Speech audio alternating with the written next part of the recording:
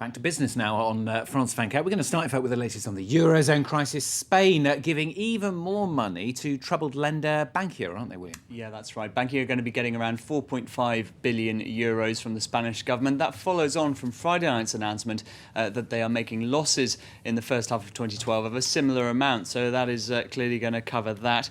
Of course, the Spanish government itself is heavily under pressure at the moment. And in fact, in July, a record amount was withdrawn from the country's banks by citizens moving their money abroad. Eurozone partners have, though, of course, agreed that 100 billion euro bailout package for Spanish banks. That will come into effect in November. And so this 4.5 billion is just meant to be a bridging loan for that.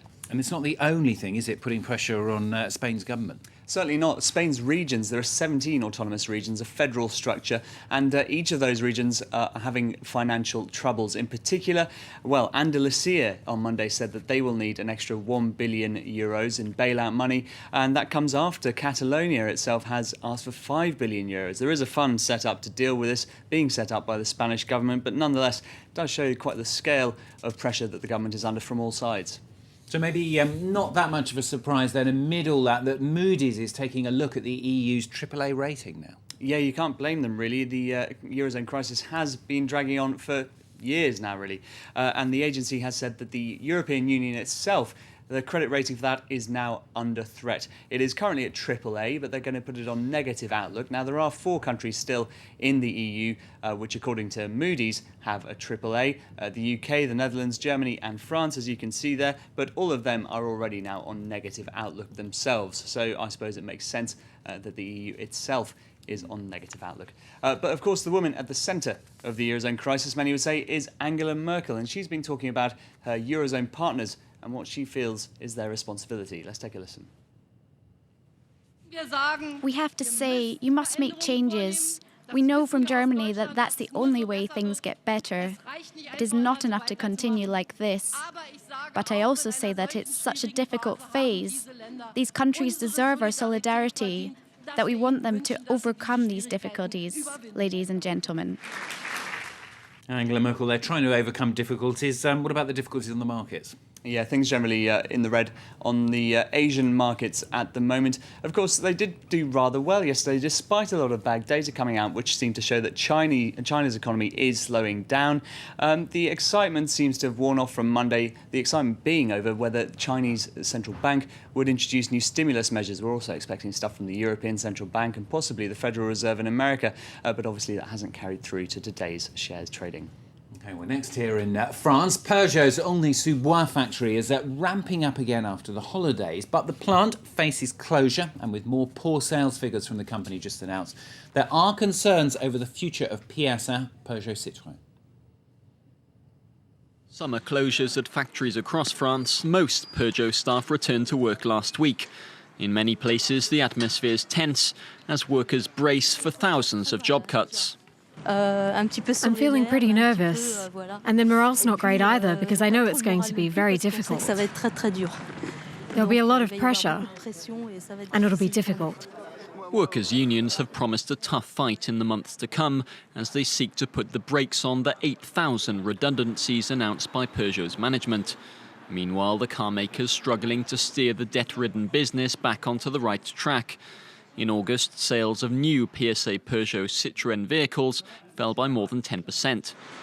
The manufacturer's stock price has tumbled by around 2/3 in the space of a year, meaning Peugeot could be dumped out of France's leading CAC 40 share index.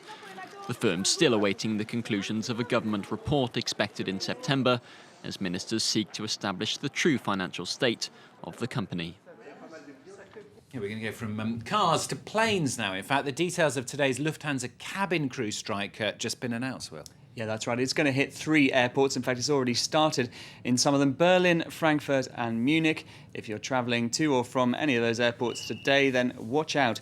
Friday's strike, of course, there was one which we're looking at. You can see the pictures there. That was just at Frankfurt Airport, and that pretty much brought Frankfurt to a stop. So you can imagine what will happen when Europe's largest airline shuts down in 3 of those major German airports. Of course, that strike is over pay and conditions as ever. The cabin crew, they want 5% rise in return for more work. Lufthansa itself is sticking at 3.5% and saying that's their best offer. Okay, sounds like it could be a little bit chaotic a little bit later on. Well, next we're going to look to the UK. The retailers there not really seeing that Olympic halo effect that they were hoping for. They weren't promised it, were they? But everyone kind of assumed they'd get something. There were a lot of optimists who were saying, all the extra people coming into the UK for the Olympics would be spending money left, right and centre. Unfortunately, it hasn't quite panned out that way. If we just look at the figures, it was down 0.4% UK retail sales year on year for August. That's the month when most of the Olympic events took place. And London, in fact, where the Olympics were held, was hit particularly hard because many were worried before the event that central London would become overrun by tourists and supporters. But many of the locals, in fact, got out of the country altogether. They went away, didn't they? Exactly, very sensibly, I suppose you could say. And a lot of them worked from home, etc. So that resulted in a drop in retail sales. A shame, really, considering the UK spent over 11 billion euros on hosting the Games. They'll be hoping that the Games will boost the economy in other, perhaps less tangible ways. We should wait and see if it does. We're next with the Democratic Convention getting underway this Tuesday, of course, in the United States. The economy there remains top of the agenda for many voters. One of the worst legacies of the financial crisis has been towns across the US going bankrupt. Well, Vallejo was one of the largest cities to have gone under. We take a look at how it has dealt with the challenge. Vallejo, California. 4 years ago, this town near San Francisco made headlines when it became the largest city in the US to declare bankruptcy. The town was overspending its budget by 20% when the housing market collapsed and took the economy with it. Public services were some of the first and worst hit.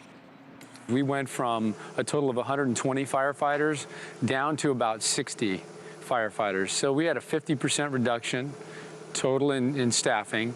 And we also reduced our fire engines from 8 engines down to 4 engines.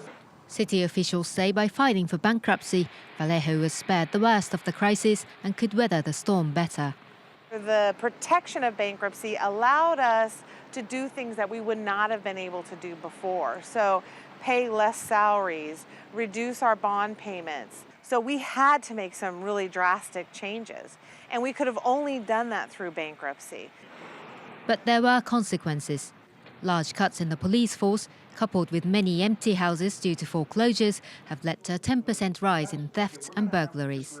There was the word out that you could come to Vallejo and you could steal cars, you could get, you could deal drugs, and nobody was going to stop you. Vallejo officially came out of bankruptcy in November last year, but with countless businesses still shut down and unemployment at more than 12%, it's in not much better shape. The small California town reflects one of the biggest challenges for the Obama administration, convincing the nation that the economy has come a long way towards recovery in the past 4 years.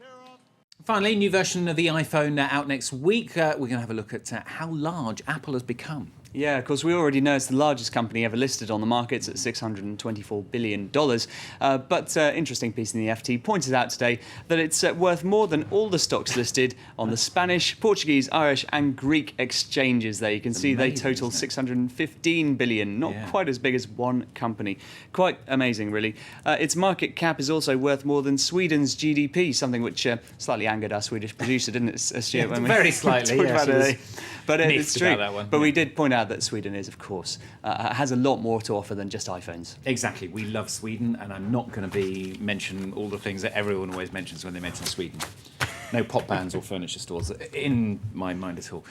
Thank you very much, Will. More from him, of course, just over an hour's time here on France 24. Stay with us.